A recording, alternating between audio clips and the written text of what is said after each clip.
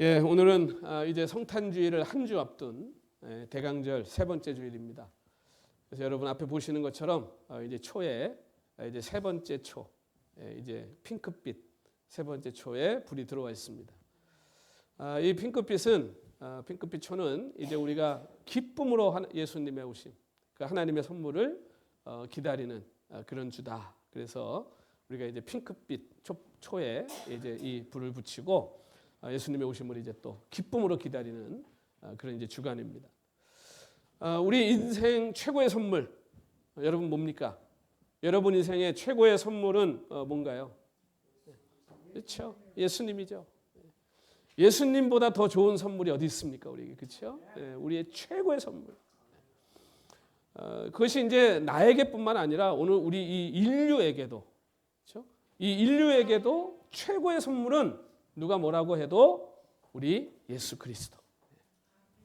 그래서 여러분 제가 참 놀라운 것은 그 불교 나라, 무슬림 나라, 힌두교 나라 다 가봐도요, 다 성탄절을 축하해요. 놀라운 일이죠, 그렇죠? 왜 온 세상 사람들이 예수 안 믿는 사람도 성탄절만 되면 난리 나잖아요. 선물 주고 받느라고, 그렇죠? 그게 왜 그럴까요? 자기들이 이성적으로는 인정 안 해도 예수님이 인류의 최고의 선물이라는 것을 온 인류가 알고 있는 거예요.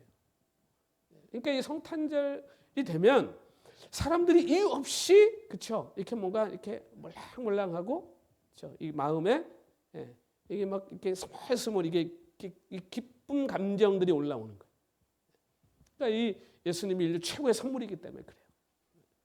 그래서 오늘 이제 우리가 이 대강절 세 번째 주일, 또 이 세상에 이 땅에 최고의 선물로 오신 그 예수님을 이제 기다리면서 오늘 우리가 이제 함께 단어를 나누는 단어는 이제 그 우리가 은혜를 함께 나눌 단어는 말 그대로 은혜입니다.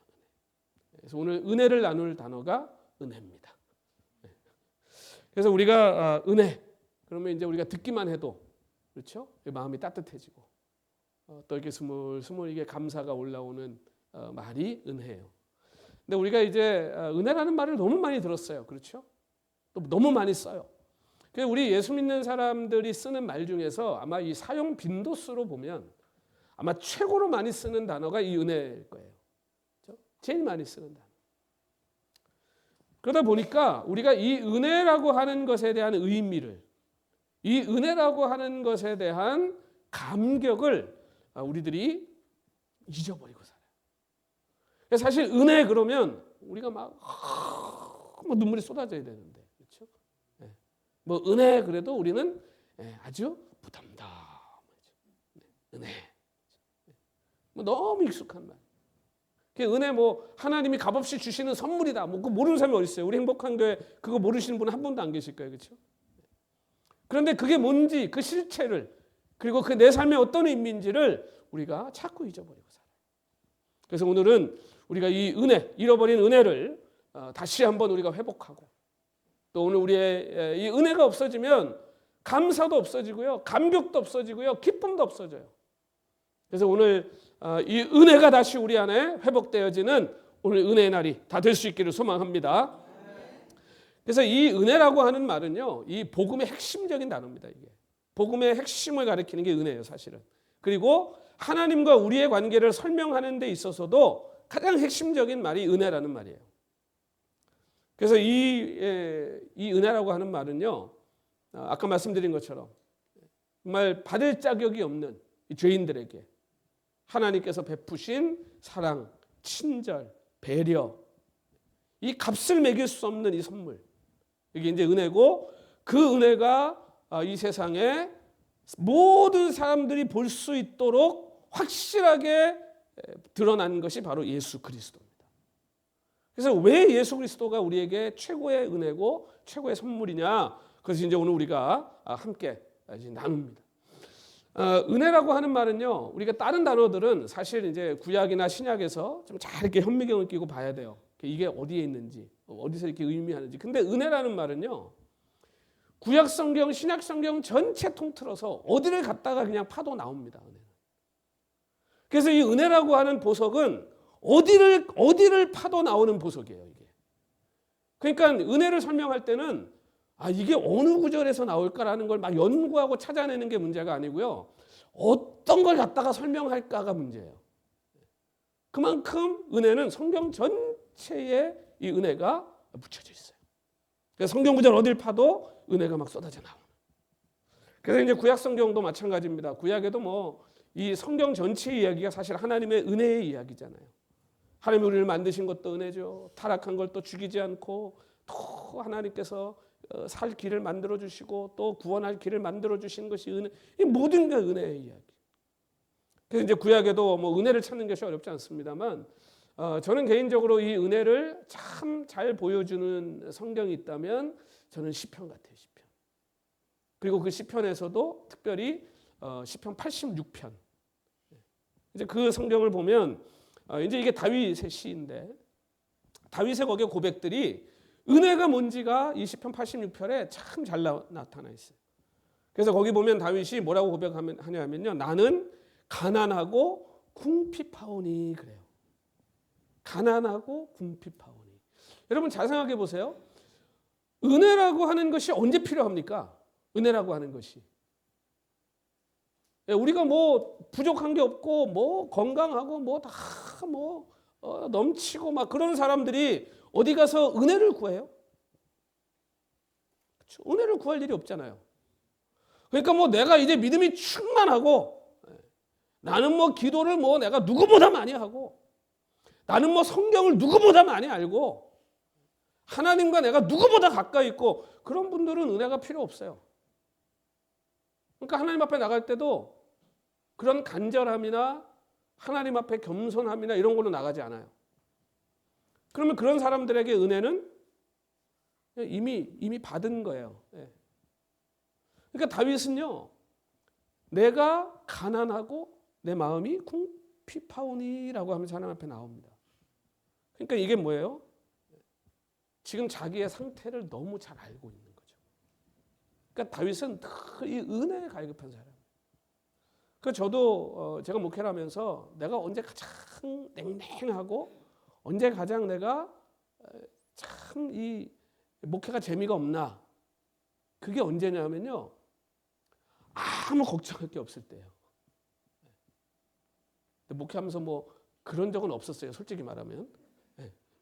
걱정할 게 없은 적은 없었던 것 같아요.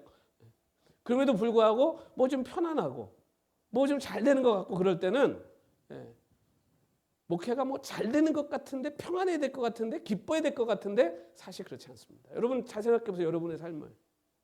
뭐 다 잘 돌아가고 뭐 내 계획대로 다 되고 할 때 여러분 그때 뭔가 이 영적으로 뭔가 그 하나님의 은혜와 뭐 이런 거 경험하신 적 있으세요? 그냥 사는 거예요. 그렇죠? 근데 어떻게 살아요? 내 잘난 줄 알고 사는 거예요. 그러다 보면 한 주, 두 주, 한 달, 뭐 1년 이렇게 그렇게 살다 보면요. 사는 게 재미가 없어요. 하나도 재미없습니다. 그러다 보니까 자꾸 뭘 찾아요? 이상한 거 찾아다녀요. 이상한 거. 막 내 쾌락, 막 죄 이런 거 쫓아다녀요. 여러분 다윗이라는 사람이 지금 이걸 쓸 때 다윗의 상황 우리가 잘 압니다. 실제로는 되게 어려운 상황이에요. 그러니까 다윗이 지금 유명해진 게 왜 유명해진 겁니까? 아버지 심부름 갖다 유명해진 거잖아요. 그냥 형들 이거 저 갖다 줘라 그러고 갔어요. 가서 봤더니 하나님의 백성 이스라엘 군대가 골리앗이라는 놈이 나와가지고 막 하나님을 모독하는데 전부 이러고 숨어 있는 거예요. 전부. 다윗이 믿음의 용사 아닙니까? 보고 속이 터지는 거예요. 보니까. 그래갖고 저 하나님도 모르는 저게 어디 하나님을 모독하고 그 사울한테 가서 내가 못 참겠다. 저놈 내가 가서 손 좀 봐야 되겠다. 그러니까 사울이 얼마나 웃겼겠어요. 요만한 게 나와가지고. 그리고 갑옷을 줬더니 입어보더니 이건 도저히 나한테 안 맞아서 안 되겠다. 그리고 뭐 물맷돌 5개 딱 들고 그냥 가는 거예요. 그러면서 나는 만군의 여호와 하나님 이름으로 나간다고 그래서 한 방에 그냥 하나님이 하셨잖아요. 그러고 나니까 어떻게 됐어요? 이스라엘 백성들에게 영웅이 돼버린 거예요. 하루아침에. 그러니 그때 이미 사울은 맛이 간 상태. 그러니까 그 다윗이 막 미워 죽겠는 거지. 뭐. 자기보다 막 인기가 있지 막. 예? 그러니까 사울이 그냥 다윗을 아무 이유 없이 잡아 죽이려고 그러는 거 아니에요.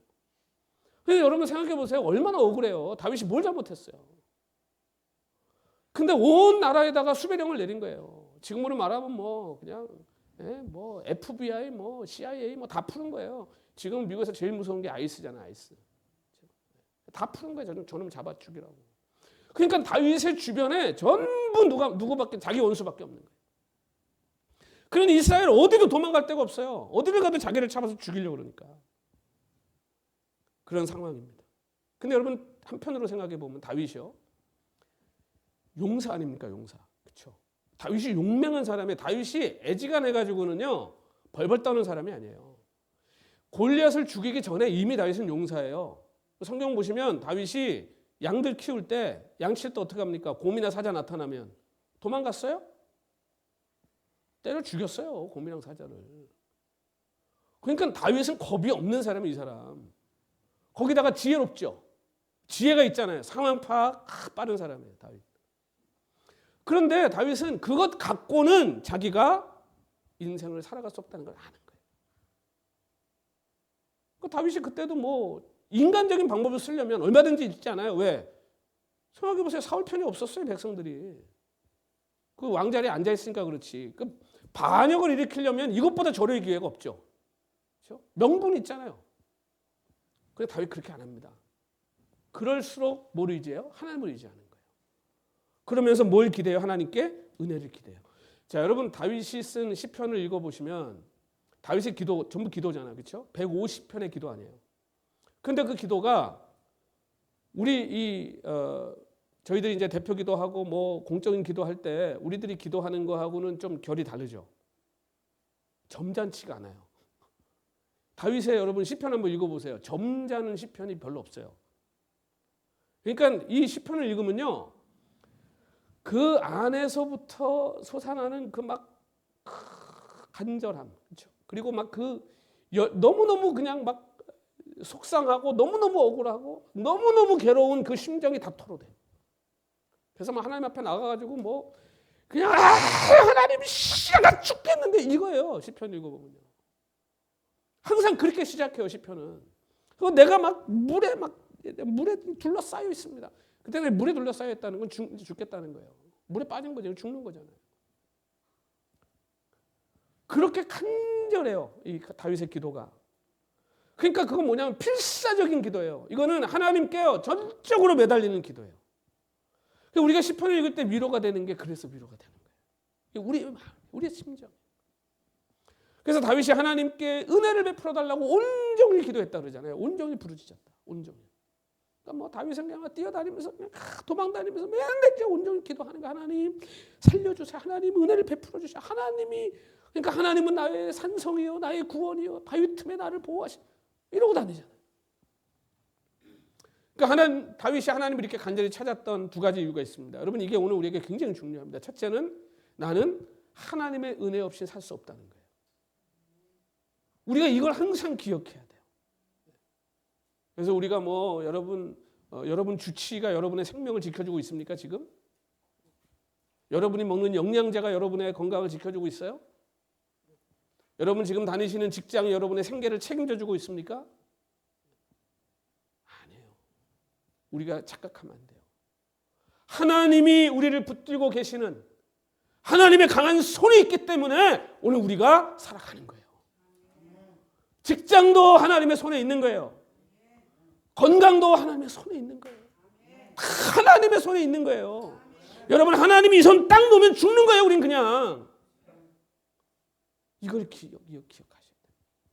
이걸 잊어버리면 안 돼요. 그러니까 어떻게 해요? 하나님께 매달릴 수밖에 없잖아요. 왜? 하나님 아니면 난 죽는데. 하나님밖에 내가 의지할 데가 없는데. 그 하나님께 매달려야죠. 그게 놀라운 건요. 하나님께 매달리면 다른 걱정이 없어져요. 그러니까 내가 매달리고 있었던 다른 것들이 다 사라져요. 근데 사실 그것들이 다 나를 걱정하고 염려하고 불안하게 만드는 것들이거든요. 하나님을 딱 붙드는 순간 이건 다 없어지잖아요. 이게 다 누구에게? 하나님의 손에 있으니까. 그러니까 나는 하나님의 은혜 없이는 살 수 없다는 간절함이 우리 안에 있어야 되고, 그래야 이 기도가 나오는 것이고, 그 다음에 두 번째 뭡니까? 내가 구하고 기도하는 우리 하나님이 어떤 하나님인지를 알아야 돼요. 그 하나님이 어떤 하나님인지를 모르면 이 기도 안 나옵니다. 근데 다윗은요, 하나님이 어떤 분인지 너무 확실하게 알고 있잖아요. 나의 피할 바위시오, 산성이시오. 우리 하나님은 선하시며, 우리 하나님은 긍휼이 한이 없으시며, 거기다 우리 하나님은 전능하셔요. 얼마이디. 그러니까 이걸 아니까 나는 도움이 없으면 살 수 없는데 우리 하나님은 전능하신 데다가 선하시기까지 하시면서 긍휼이 넘치시며 인내하시기까지 하시는 하나님이에요. 그러니까 하나님을 찾아갈 수밖에 없잖아요. 그러니까 오늘 우리가 이것이 있다면 우리도 하나님 앞에 이 다윗의 기도가 나올 수 있다는 거예요. 그러니까 여러분 이 은혜를 다윗이 이 시편 86편에 정확하게 얘기해요. 그래서 시편 사실은 제가 86편 얘기했습니다만 모든 시편을 다 한번 읽어보세요. 처음엔 다 이렇게 가요. 난 죽겠습니다. 하나님 이제 죽을 것 같습니다. 대부분이. 150편 중에서 대부분이 애통의 시거든요. 힘들고 괴로워 사는 노래예요. 근데 마지막에 항상 어떻게 끝나나 보세요. 나의 영혼아 네가 어찌하여 낭망하는고? 하나님을 바라라. 이렇게 끝나잖아요. 다. 하나님을 찬양하라. 이렇게 끝나잖아요. 전부. 그게 왜 그래요? 이 하나님을 만나버리는 거예요. 기도를 통해서. 여러분 하나님의 은혜를 구하고 간절히 하나님을 찾으시면 반드시 하나님을 만나시게 될 줄로 믿습니다. 그 하나님 만나는 게 복이다. 그러니까 이 은혜가 신약에 와서는 또 어떻게 나타나는가? 신약에도 뭐 전체가 하나님의 은혜입니다. 뭐 복음서부터 시작해서. 그런데 이 특별히 은혜를 강조하는 성경이 있어요. 그게 어떤 성경이냐 하면 오늘 우리가 함께 읽은 에베소서입니다. 이 에베소서라고 하는 성경은 이제 바울이 에베소에 있는 그 교회들에게 보낸 편지죠. 근데 이 에베소서에는 특별히 하나님이 부르신 공동체, 교회에 대한 이야기로 가득 차 있습니다. 그래서 우리가 교회론을 찾아보려면 에베소서를 읽으시면 돼요. 그럼 거기에 보면 교회가 뭐냐? 우리가 하나님의 이름으로 모인 공동체가 뭐냐가 거기 에베소서 다 나와 있어요. 근데 이 교회를 이야기할 때 하나님의 공동체, 하나님의 백성들의 공동체를 사도 바울이 이야기할 때 이 에베소서가 뭘로 시작하냐면요. 오늘 우리가 읽었죠. 1장 2절에 은혜로 시작합니다. 자 볼까요? 우리 한 번 더 1장 2절에 보시면 하나님은 우리 아버지와 주 예수 그리스도로부터 은혜와 평강이 너희에게 있을지어다. 이 은혜가 카리스거든요. 카리스. 이 은혜가 너희에게 있을지어다. 그러니까 자 바울은 지금 하나님의 교회들에 대해서 권면하고 그들을 축복할 때 그 교회들에게 가장 필요한 게 뭐라고 생각한 거예요? 하나님의 은혜라고 생각한 거예요. 이 은혜다. 그리고 에베소서 마지막 장 6장 24절에 가면 바울이 마지막 인사하면서 또 이렇게 말합니다. 같이 읽어볼까요? 시작. 우리 주 예수 그리스도를 변함없이 사랑하는 모든 자에게 은혜가 있을지어다. 아멘. 아멘. 여러분 바울이 볼 때 바울에게 가장 사랑스러운 사람은 어떤 사람이었을까요? 바울이 볼 때 아우 저 사랑스러워서 이뻐 죽겠다 그런 사람이 어떤 사람이었을까요? 한결같이 예수님을 사랑하는 사람. 그렇죠? 꾸준히 신실하게 예수님을 사랑하고 붙들고 사는 성도가 제일 이쁘지 않았을까요? 그런 성도에게 바울이 뭐라고 축복하나 보세요. 은혜가 너에게 있을지어다. 오늘 우리 예배 매주 우리가 예배 시작할 때 제가 구약의 하나님의 축복으로 시작해서 신약의 축복으로 끝나잖아요. 구약의 모세를 통해서 하나님이 내 백성을 너는 이렇게 축복해라라고 하신 그 말씀, 민수기 말씀. 그렇죠? 거기에 하나님은 그 얼굴을 너에게로 향하여 두셔서 우리에게 뭘 주기 원한대요? 은혜 주시기를 원한다 그러잖아요. 이게 여러분 하나님의 백성이 받고 누려야 될 최고의 축복인 거예요. 그러니까 이 에베소서는요 은혜로 시작해서 은혜로 끝나요. 그래서 우리 하늘 아버지, 우리 하나님의 백성으로 하나님의 백성들에게 아버지라고 불리시는 유일한 그분, 우리 하나님. 우리 하나님이 어떻게 영광을 받으시는지 아세요? 우리 하나님은요 세상의 왕들처럼 그렇게 영광을 받으시는 분이 아니에요. 여러분 착각하고 오해하지 마세요. 세상의 왕들은 어떻게 영광 받습니까? 우리 지금 미국 전 국민들이 모시고 사는 왕이 계시잖아요. 우리도 그렇죠. 여기 지금 미국을 대표하는 왕인 줄 알고 계시는 분이 한 분 계시잖아요.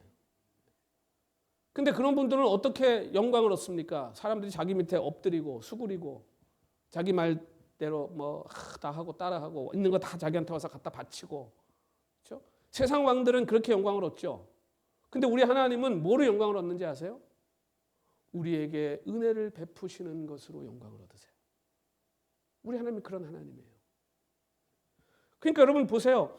하나님이 우리에게 베푸신 은혜의 실체가 제일 중요한 핵심이 뭐라고 그랬습니까? 예수 그리스도죠. 예수 그리스도를 이 땅에 보내셨다는 것 자체가 우리에게 은혜잖아요, 이게. 그런데 하나님이 우리에게 은혜를 베푸실 때 하나님 다 쓰고 남는 거, 필요도 없는 거 우리에게 던져주시는 하나님입니까? 하나님의 아들이 한 수백 명, 수천 명 있어가지고 그 중에 제일 말 안 듣는 거 우리한테 보내신 거예요? 우리 하나님이 베푸신 은혜가 어떤 건지 여러분 아시잖아요. 하나밖에 없는 아들.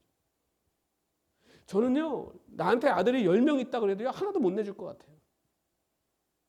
우리 성도들이 목사님 아들 하나 내놓으세요. 그럼 나는 못 줄 것 같아요. 근데 우리 하나님은 하나밖에 없어요. 하나밖에. 그 하나밖에 없는 아들을 우리를 위해서 내어주신 거예요. 이게 요한복음 3장 16절 말씀이에요. 하나님이 세상을 사랑하셨는데 어느 정도 사랑한지 너희 다 아니? 하나밖에 없는 아들을 내어주실 만큼 너희를 사랑하셨다, 하나님이. 이처럼 사랑하셨다는 것의 의미가 뭔지를 우리가 알아야 돼요. 이 성탄의 계절에 우리가 그걸 잃어버리면 우리는 하나님의 은혜가 뭔지 모르는 자들이에요.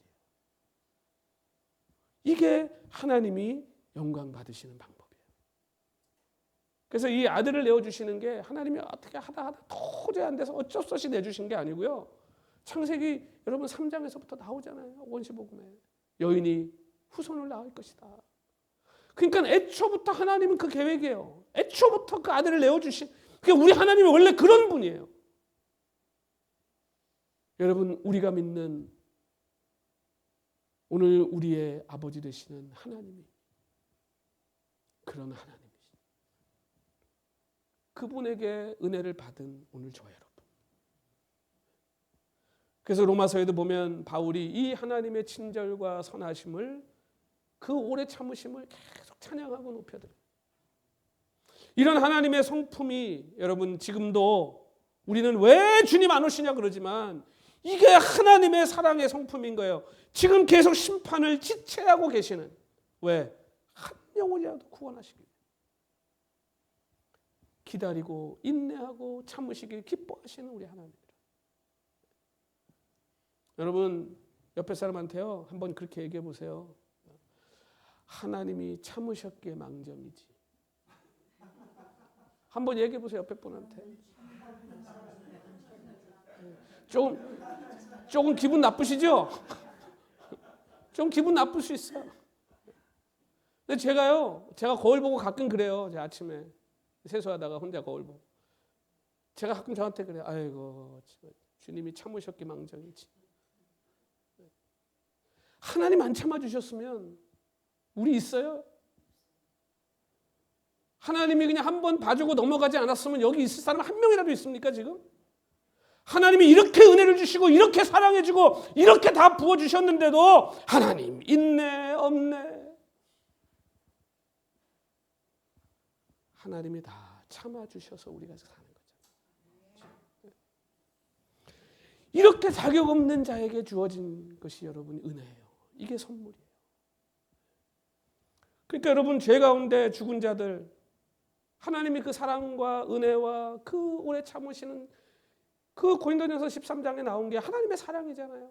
오래 참고 우리 하나님이 다 하나님의 성품 아닙니까 그게? 여러분 하나님의 백성이 죄로부터 건짐을 받아서 구속을 얻었다. 여러분 이게 뭐 우리가 뭐 자격 있어 그렇게 받은 겁니까?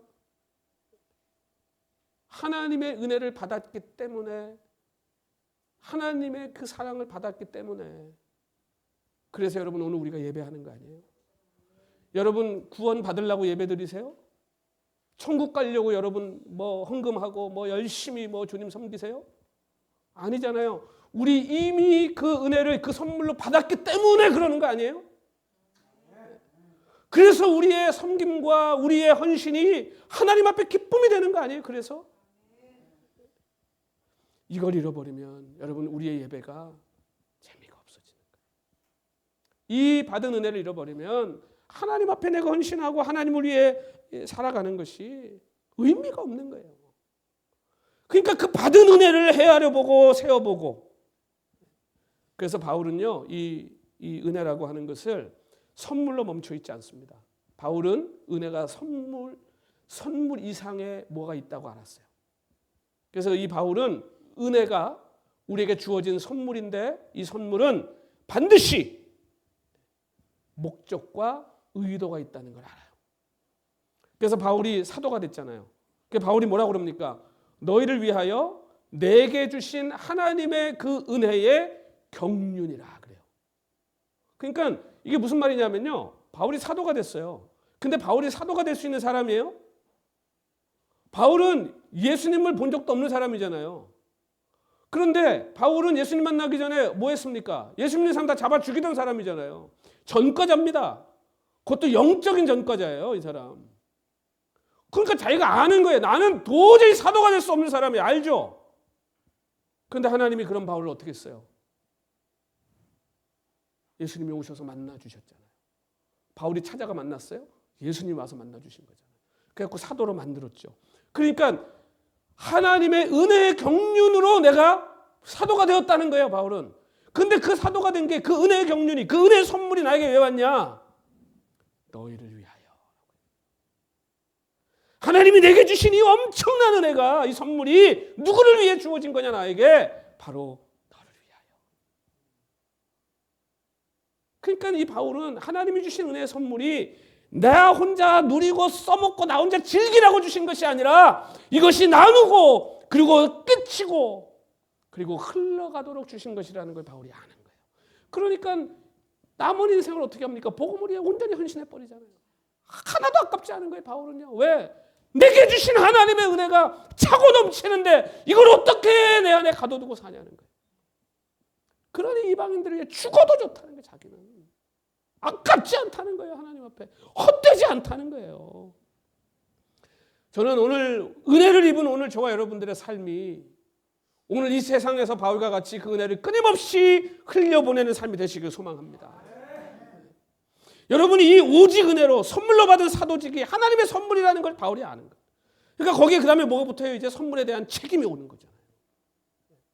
그래서 바울은 자신을 사도로 부르신 하나님의 은혜가 그리스도의 풍성함을 이방인에게 전하는 사명으로 이제 나에게 왔다는 것을 바울이 알아버렸어요. 그러니까 이 사명이 막 불타오르는 거예요, 그냥. 어찌 내가 가만히 있겠냐. 뭐 터러스 산맥이 그렇게 높아도 저까지 거 넘어가지 뭐. 넘어가서 복음 전하요. 그러니 그 바울을 누가 막습니까? 누가 그 막을 수 있겠어요?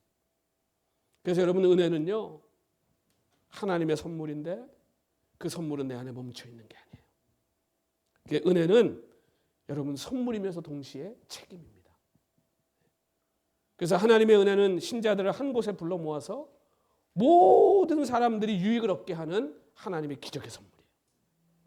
그래서 에베소서 4장 7절에 보면요, 은혜를 이렇게 말합니다. 우리 각 사람에게 그리스도의 선물의 분량대로 뭘 주셨대요? 은혜를 주셨으니. 오늘 여기 계신 분들 중에요, 하나님의 은혜를 받지 않은 분은 한 분도 없는 줄로 믿습니다. 다 주셨어요, 하나님의 은혜를요. 은혜 안 받았다 그러는 사람 다 거짓말쟁이들이에요. 하나님이 다 주셨대, 다. 선물로, 그것도. 각 사람에게 맞게 가장 나에게 필요한 것으로. 여러분, 우리가 이제 성탄에 다 선물 주고 받잖아요. 그렇죠? 근데 여러분 선물할 때 남자한테 여자 화장품 선물하는 사람 있습니까? 이게 선물이 잠깐 이게 잘못 바뀌면 몰라도, 그렇죠? 그렇잖아요. 그 선물을 하면서 그 사람한테 꼭 필요한 걸 하지 않겠어요? 하물며 하나님이 우리에게 은혜로 선물을 주시는데 여러분 나한테 안 맞는 걸, 나한테 유익이 되지도 않는 걸 하나님 막 주실까요? 그러니까 우리는 이미 나한테 가장 필요한 걸 선물로 받았어요, 하나님에게. 그러니까 그걸 자꾸 개발하세요. 그러니까 교회 안에 우리가 다 각자 선물이 있어요. 하나님 은혜로 주신 선물이 있다니까요. 저는 하나님이 뭘 주신 거예요? 가르치는 은사를 주신 거예요, 하나님이. 설교하는 은사를 주신 거예요. 여러분, 우리 행복한 교회에서 저보다 설교 잘하시는 분 있으면 다음 주부터 설교하세요. 제가 얼마든지 내어드릴게. 왜? 그분에게 하나님 은사를 주셨다면 그분이 설교를 해야죠. 근데 하나님 나한테 주지도 않은 것 같고 내가 자꾸 하겠다 그러면 안 되잖아요. 그 내가 저기 피아노 앉아가지고 우리 경선 일사님 보고 다음 주에 저희 가서 앉으세요. 이제 이번 주 내가 칠게요. 그러고 앉아보세요. 난리도 아니겠죠. 그날 예배가. 그렇죠? 나는 손가락으로 도레미파 솔라시도밖에 못 치니까. 여러분, 하나님이 나한테 맞는 은사를 주셨다니까. 선물로 주셨다고요. 그러니까 자꾸 남의 선물 뜯어보려고 그러지 말고 내 선물 잘 갖고 누리시란 말이에요. 그러면 그 선물이 누구를 준 거냐? 나 혼자 행복하고 나 혼자 잘 먹고 잘 자라고 주신 게 아니라 오늘 뭐라고 그랬습니까? 그 선물을 가지고 다른 사람을 세우고 살리는 일을 했어요. 그래서 그걸 통해 가지고 모든 사람들이 유익을 얻도록 주신 게 이 하나님의 은혜의 선물이라는 거예요. 그래서 에베소서 4장 29절에요. 이 굉장히 중요한 말씀입니다. 우리 한번 같이 읽어보죠. 같이 읽습니다. 시작. 무릇 더러운 말은 너희 입 밖에 더 내지 말고 오직 덕을 세우는데 소용되는 대로 선한 말을 하여 듣는 자들에게 은혜를 끼치게 하라. 아멘. 아멘. 여러분, 이제 2025년 마무리하시면서 또 2026년 새로 시작하시면서 여러분의 입에는 축복하고 사랑하는 이 덕스러운 말들만 있기를 소망합니다. 안 좋은 말 하지 마세요. 저주하고 뭐 헐뜯고 뭐 깎아내리고 이런 말 하지 마세요. 저는 우리 행복한 교회가요, 이 축복하는 말만 가득 찼으면 좋겠어요. 그래가지고 오면요, 그냥 얼굴 딱 보면요, 그냥 막 축복해 버리세요. 그냥 좀 얼굴이 좀 그래도 그냥 막 축복해 버리고 말하는 게 좀 그래도 막 축복해 버리세요. 그냥 그 축복이 그 사람한테 합당하지 않잖아요. 그게 내게 되는 거 아세요? 그래서 저는 우리 교회는 뭐 다 사랑스럽고 뭐 다 복된 사람들만 있지만 세상 나가면 안 그런 사람들 많잖아요. 그러니까 어떨 때 막 식당 가면 막 너무 불친절하게 대하고 막 그냥 너무 막 나를 무슨 뭐 이상하게 하는 가끔 그런 사람들이 있어요. 서빙하는데. 그러면 어떨 땐 내가 고민이 돼. 내가 돈 내고 와서 먹는데 왜 내가 이런 대접을 받고 가야 돼? 그러면 그럴 땐 저 어떻게 하는지 아세요? 속으로 막 축복해. 하나님 저분을 축복해 주시오. 그러면서 이제 한쪽으로는 저렇게 튕겨 나오면 다 내 건데. 저분에게 합당하지 않으면 내 건데. 근데 저주는 하지 마세요. 왠지 아세요? 그것도 합당하지 않으면 내게 돼요. 그 어떨 때는 막 여기까지 올라오다가 저 사람한테 이게 저주가 합당하지 않으면 이게 내 거 되는데 안 해야지. 꼴보기 싫을수록 축복해 버리는 거예요. 막 축복해 버려. 여러분, 우리 예수 믿는 사람은 이미 은혜를 받았잖아요. 이미 은혜를 받았잖아요. 그러니까 좀 나를 힘들게 하고 그렇게 대하는 사람들을 보면요, 긍휼히 여기세요. 그분들 은혜를 못 받아서 그래. 그러니까 축복하세요. 하나님, 저분도 나에게 주신 이 은혜가 저분에게도 넘쳐서 흐르게 해주십시오. 여러분, 축복하는 사람, 싫어하는 사람 나는 지금까지 한 번도 못 봤어요. 축복해 주는 사람하고 싸우자고 덤비는 사람은 한 번도 못 봤어요. 제가. 축복해 보세요. 여러분의 삶이 천국으로 될 줄 믿습니다. 그러니까 이 은혜가, 오늘 이거 보세요. 은혜를 끼치게 하라고 그러잖아요. 그러니까 하나님이 내게 주신 이 은혜가 얼마나 아름답고 선한 것인지를 가르치면서 동시에 그것이 우리에게 얼마나 큰 책임인지를 가르쳐 주는 거예요. 하나님이 나에게 주신 이 은혜가 내게 머물러 있으면 안 된단 말이죠. 이게 계속 흘러가야 돼요. 그러라고 하나님 내게 주신 거예요. 그래서 그렇게 하려면 우리가 어떻게 되겠습니까? 이 하나님의 은혜가 우리가 어떻게 주어졌는지, 우리가 아까 예수님이 어떻게 오셨는지 얘기했잖아요. 그걸 기억해야 돼요. 그래서 고린도후서 8장 9절에 보면 이 말씀이 있습니다. 우리 주 예수 그리스도의 은혜를 너희가 알거니와. 이건 무슨 말이에요? 너희가 예수 그리스도의 은혜를 잘 알지? 이 얘기는 뭐냐면 이게 지금 자꾸 잊어버리니까 하는 얘기예요. 너희에게 주신 예수 그리스도의 은혜를 너희가 자꾸 잊어버리는 것 같아. 근데 너네 알잖아. 그거 사실은 알고 있잖아. 사실은 너네가 그거 잊어버리지 않았잖아. 부요하신 이로써 너희를 위하여 가난하게 되심은 그의 가난함으로 말미암아 너희를 부요하게 하려 하심이니라. 이게 은혜예요. 여러분, 예수님이 오셔서 이 땅에서 뭐 다 가지셨어요? 우리를 위해 오셨잖아요. 이미 오신 것 자체가, 인카네이션, 성육신 자체가 이미 엄청난 여러분 헌신과 희생이잖아요. 하나님이 뭐가 아쉬워서 인간으로 옵니까, 이 땅에? 뭐가 아쉬워서? 근데 그 영광 다 내려놓고 하나님과 동등됨을 취할 것으로 여기지 않고, 빌립보서 2장 보세요, 6절에. 그걸 다 내려놓고 오셨다는 거잖아요. 원래 하나님이신데 예수님이 이 땅에 오신 것만 갖고도 우리는 은혜가 철철 넘쳐야 돼요. 근데 그 주님이 오셔서 뭐라고 가셨습니까? 호사를 누리고 가셨습니까? 예수님이 이 땅에 오셔서 왕으로 사셨어도 하나님의 영광과 비교할 수 있겠어요, 그걸? 여기서 잘 먹고 잘 살다 가셨어도 예수님에겐 그게 아무것도 아니잖아요. 근데 그 주님이 이 땅에 오셔서 심지어 어떻게 사셨어요? 가장 가난한 자들과. 그리고 어떻게 죽으셨습니까? 가장 수치스러운 죽음을. 오늘 저와 여러분을 위해서 피 한 방울, 물 한 방울 안 남기고 다 주고 가셨잖아요. 가난하게 되셔서 우리가 부유하게 됐다는 게 어떤 의미인지 여러분 아시겠어요? 세상에서 이렇게 살면 이상한 사람이죠. 여러분, 주인이 자기 종들을 부욕해 하려고 재산 다 팔아가지고 자기는 거지가 되고 이 종들이 다 부자가 되게 했다. 여러분, 이거예요. 지금 이 얘기를 하고 계시는 거예요, 지금. 이게 세상 사람들이 이해할 수 있는 겁니까? 세상에서는 이게 말이 안 되잖아요. 어리석은 사람 아니에요? 여러분, 세상은 그것을 무책임하다고 얘기하지만 복음은 이것을 은혜라고 얘기하는 거예요. 오늘 우리가 받은 게 그런 거예요. 오늘 우리가 누리는 것이 바로 그런 은혜인 거예요. 하나님께서 이 놀라운 은혜를 보여주신 것은 하나님이 우리랑 더 깊이 교제하기 위하신 거잖아요. 더 교제하고 우리랑 더 깊이 사귀기 위해서. 여러분, 하나님이 사심 없는 분이 아닙니다.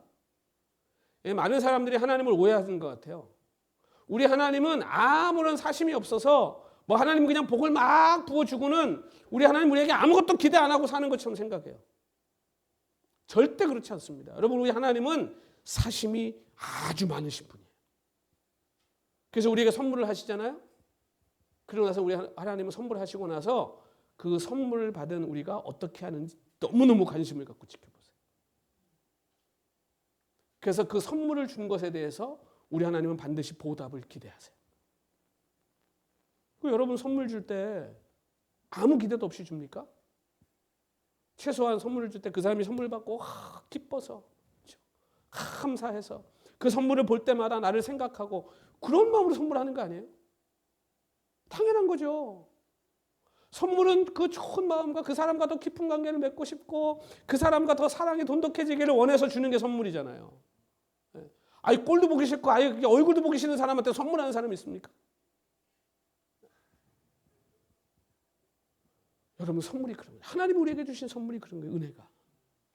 그러니까 여러분, 우리가 은혜를 받았다면 그 다음에는 하나님 뭘 기다리지? 우리가 그 받은 은혜에 우리가 신실하기를 원하세요, 우리 하나님이. 그 받은 선물에. 그러니까 은혜로 구원을 얻었잖아요, 우리가. 이미 먼저 받았잖아요. 그러니까 우리가 형제자매를 용서해야 돼요. 여러분, 용서하세요. 뭐 좀 부족한 게 있어도 용서하세요. 좀 덮으세요. 그냥 좀 봐주세요. 기도해주고. 근데 우리가 그렇게 하는 이유가 뭐예요? 하나님이 우리를 그렇게 하셨잖아요. 하나님이 우리를 그렇게 하셨잖아요. 그러니까 하나님이 우리도 좀 그렇게 하길 원하시는 거잖아요. 그렇게 살아야죠. 은혜를 받았으면. 그러니까 우리가 하나님을 사랑하고 그리스도보다 더 좋아하는 것이 있으면 안 되는 거예요. 오늘 우리 찬양인도 하면서 이재 집사님이 오직 예수, 오직 믿음 그랬잖아요. 왜 그래요? 우리는 이미 하나님에게 그 엄청난 은혜와 선물을 받았기 때문에. 그러면 그 받은 자답게 하나님을 좀 대접해 드려야 되지 않겠습니까? 우리가 하나님께 그 은혜를 받았으면 여러분, 그 하나님을 우리가 좀 잘해드려야죠. 하나님한테 잘해야죠. 여러분이 잘 아시는 레미제라블이라는 소설이 있습니다. 여러분, 거기에 여러분 장발장 많이 들어보셨죠? 그렇죠? 그 소설에 보면 장발장이 가난하잖아요. 너무 배가 고파서 이 사람이 악한 사람은 아닌데 가난이 사람을 나쁘게 만들잖아요. 그러다 보니까 어떻게 해요? 빵을 훔쳐먹고. 그렇죠. 근데 그러던 와중에 이제 어느 날 이분이 그 비행분이라고 하는 그 주교의 집에서 이제 머물게 돼요. 하룻밤 잡니다. 근데 자면서 거기 그 주교의 집이니까 거기 뭐 은초대도 있고 막 은도 있고 막 많이 있었을 거 아니에요. 그러니까 그거 은을 훔쳐갖고 도망가요. 그 뭐 자기가 너무 없고 살 길이 없으니까 그걸 눈으로 보는 순간 그냥 획한 거죠. 그리고 도망갔는데 그 검문에 걸려버려가지고 경찰에. 근데 이 허름하고 노숙자 같은 사람이 은을 가지고 있으니까 이상하지 아무리 봐도. 그러니까 경찰이 추궁해가지고 결국은 그 주교 집으로 데려가죠. 가서 이제 가니까 주교가 아니 무슨 일이냐고. 이놈이 여기서 은을 훔쳤는데 찾아왔다, 잡아왔다. 그랬더니 주교가 거기서 뭐라 그러냐면 그거 내가 선물로 준 건데요. 아니 근데 내가 여기 은초 때도 다 선물로 줬는데 이건 놓고 갔네 이 사람이. 그러니까 경찰이 거기서 눈치는 챘겠지만 그렇게 얘기를 하니 그냥 멀쓰면서 이제 가요. 근데 경찰이 가고 난 다음에 이 부행분이 신부가 이 장발장에게 한 말이 있습니다. 저는 이 레무제라블을 읽을 때 저는 이 주교가 한 말이요. 여기까지 아직도 이 뇌리에 박혀 있어요. 그 주교가 뭐라고 그랬냐면요. 잊지 마시오. Don't forget. 이 은을 사용해 정직한 사람이 되겠다고 나에게 약속한 것을 당신 평생 잊지 마십시오. 장발장, 나의 형제요. My brother 그럽니다. 여기서 저는 거지잖아요. 거지. 그런데 자기가 좀 돌봐줬는데 자기 걸 훔쳐가지고 도망간 사람이잖아요. 근데 그 사람을 뭐라고 불러요 지금? My brother. 형제라고 불러요. 이 하나님의 은혜를 모른다면 이걸 할 수 있을까요? 그러면서 당신은 이제 악에 속하지 않고 선에 속한 자다. 당신을 위해 당신의 영혼을 내가 사는 거다 지금. 그러니까 당신의 영혼을 어두운 생각과 멸망의 영으로부터 이제는 하나님의 것으로 드리십시오. 이게 한 사람의 인생을 바꾸는 거예요. 여러분 하나님은 우리가 그렇게 살기를 원하시는 거예요. 그래서 악을 대할 때 어떻게 하라? 선으로 갚으라. 왜? 우리는 은혜를 입은 자들이니까. 하나님께 은혜를 입은 자들이니까. 여러분 이것이 은혜인 거예요. 여러분 은혜는요 주고 낭비하는 거예요. 웨이스팅하는 거예요. 뭐 우리가 주고서 막 그 대가를 바라고 챙기고 그게 아니에요. 은혜는 주는 거예요. 웨이스팅하는 거예요. 그런데 뭘 기대하는 거냐? 그 내가 준 은혜가 그 사람을 변화시키고 그리고 내가 준 은혜가 그 사람에게 새로운 삶을 도전하는 힘이 되기를 우리는 기대하는 거예요. 하나님 우리에게 은혜를 퍼부어 주실 때마다 우리 하나님 우리에게 뭘 원하시겠습니까? 이제 변화된 삶, 새로운 삶. 오늘 우리의 인생에 이 간증과 우리의 삶의 이 흔적들이 많아져야 되지 않겠습니까? 우리가 은혜를 받은 자들이라면. 그래서 저는 이 은혜가 나를 변화시키고 여러분을 변화시키고 그리고 이 세상을 변화시키는 힘이라고 믿습니다. 그리스도의 선물은요 생각보다 큰 겁니다. 이거 자격 없는 자에게 주어진 용서잖아요. 은혜는 심판을 피해가는 게 아니에요. 은혜는 정의를 막 자기 맘대로 난도질하고 자기 맘대로 주물러서 바꾸는 게 아니에요. 은혜는 나쁜 행위를 계속 하게 만드는 힘이 아니에요. 은혜는 사랑과 친절을 만들어내는 힘입니다. 은혜는 깨지고 부서지고 눈물과 슬픔으로 점철된 삶을 기쁨과 감사와 감격으로 바꾸는 힘인 거예요. 오늘 하나님이 왜 저와 여러분에게 은혜를 주셨을까요? 여러분 오늘 우리가 사는 이 세상 은혜가 있습니까? 은혜가 메마른 세상 아닙니까? 자기밖에 모르고 자기 것만 챙기는 세상 아닙니까? 여기에서 오늘 우리가 왜 하나님의 은혜를 받은 자로 여전히 살아갑니까? 이 은혜를 나누라고, 이 은혜를 끼치라고, 이 은혜를 주라고. 그래야 세상이 바뀌니까, 그래야 세상이 아름다워지니까, 그래야 세상이 예수님을 배우고 알게 되니까.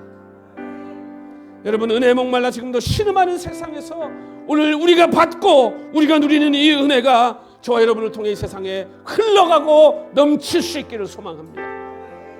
이 은혜를 베푸는 삶은 헛되지 않습니다. 이 은혜를 나누는 삶, 은혜를 끼치는 삶, 여러분 갇혀있는 인생입니다. 복된 인생입니다. 하나님께 인정받는 삶이 될 겁니다.